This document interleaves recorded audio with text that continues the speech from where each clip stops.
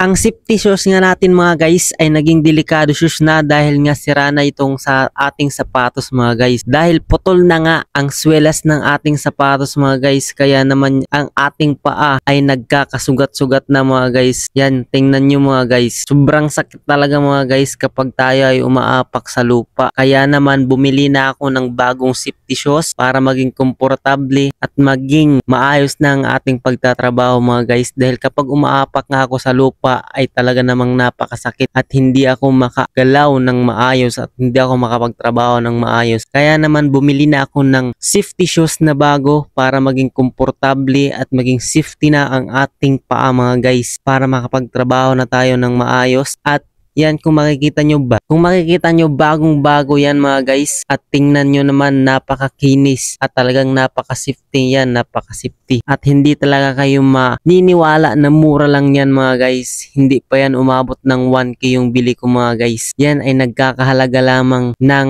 500 plus mga guys. At syempre bumili na din tayo nitong rubber na swelas mga guys para mas maging safety at maging smooth yung pag-apak natin sa sapatos at para mag-bounce lang yung ating mga paa mga guys. Naisipan ko ang bumili nito para mas maging safety pa yung ating paa at para hindi na magkasugat dahil nagkakasugat nga yung paa natin sa unang sapatos natin na binili dahil hindi ngayon safety mga guys. Although safety siya pero hindi original na safety shoes kasi makapal at matigas yung swilas niya yun mga guys. Kaya naman ay bumili na tayo ng bago mga guys. Ngayon ay ipapasok na nga natin mga guys ang rubber na swelas. Ito ay parang pum lang mga guys. Ang lambot-lambot niya sa paa at yung pipisilin mo nga ay sadyang napakalambot mga guys. Kaya ngayon ay ipapasok na natin to sa ating sapatos para maitisting na natin kung gaano ba talaga kaganda at kung magsisikip ba mga guys yung paa natin dyan. At sa tingin ko naman ay saktong-sakto lang ito sa ating paa. Tingnan nyo naman mga guys yung ating sapatos, napakaganda. Yung bago at brand new nating sapatos mga guys na binili. Ayan nga mga guys sa ating inaayos para makita nyo ng mas maayos mga guys. Napaka-safety nga yan mga guys dahil bakal na po ang kanyang swelas sa inaapakan po natin mga guys. Bakal po yan sa baba at dan sa harapan naman mga guys ay bakal din po yan. Kahit po ay mahulugan yan ng mga matitigas na bagay tulad ng hollow block, hammer, or martilyo mga guys or kung ano-ano pang mga matitigas na bagay mga guys. Kahit mahulugan niya po yung paa mo or yung sapatos mo ng mga matitigas na bagay ay hindi po yan basta-bastang magkakasugat or hindi po yan basta-bastang masasaktan yung paa mo. At dahil nga po safety shoes yan, ibig sabihin ng safety shoes ay magiging safety yung paa natin in case of may mga hindi inaasahang pangyayari na mangyari sa atin mga guys. Bumili na nga rin ako mga guys ng medyas na may mga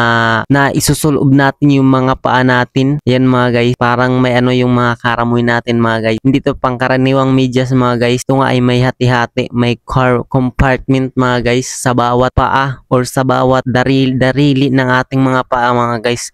Para nga mas maging safety yung ating paa at para hindi kapitan ng bakterya. Dahil pawisin po kasi yung paa natin mga guys. Kaya naman bumili na ako nito mga guys para mas maging safety yung paa natin. Dahil nga nagkakasugat at nagkakaroon ng infection yung paa natin mga guys.